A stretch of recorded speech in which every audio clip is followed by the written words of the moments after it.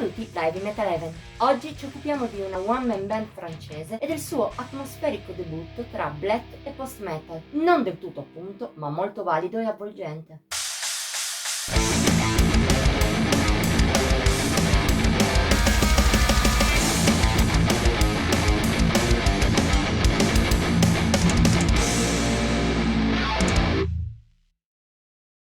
Personalmente ho sempre amato il metal strumentale. Non è solo perché nel genere ci sono alcuni tipi di voce che mi piacciono poco o nulla. Soprattutto trovo che la musica strumentale possa comunicare molto anche senza parole, specie se realizzata in maniera consapevole.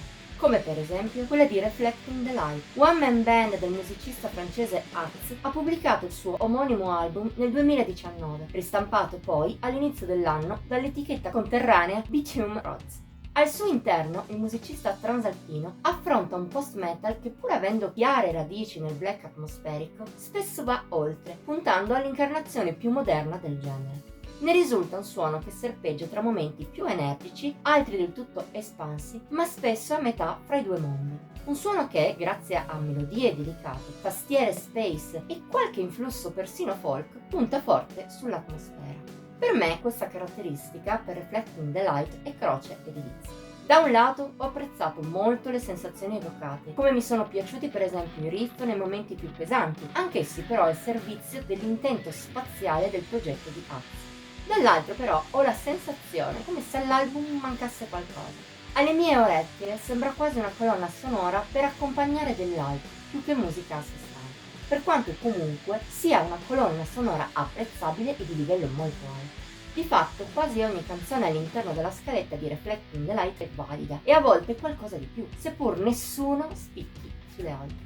Purtroppo invece a farlo in negativo sono alcuni passaggi della terza e della quarta, tra le 5 indicate solo da numeri romani nel disco. Non che siano spiacevoli, anzi per la maggior parte sono anch'esse molto buone, ma presentano accelerazioni black un po' troppo caotiche e dissonanti. In special modo trovo fastidiosa e fuori luogo quella centrale della quarta canzone.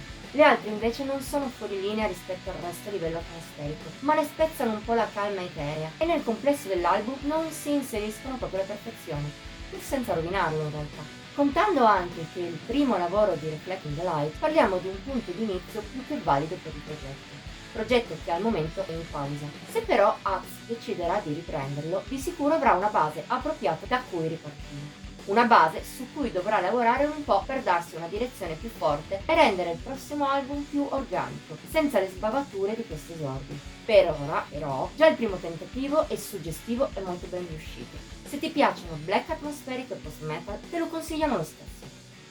Voto di Heavy Metal Heaven 83 su 100. Per stavolta è tutto. Se hai apprezzato la recensione ti invitiamo a mettere like, a commentarla e a condividerla. Puoi inoltre iscriverti al nostro canale e attivare la campanella delle notifiche per non mancare neppure uno dei video pubblicati ogni settimana. Infine ti invitiamo a seguirci su Facebook, Instagram e Pinterest. Come sempre trovi i link in descrizione. Ci vediamo la prossima volta!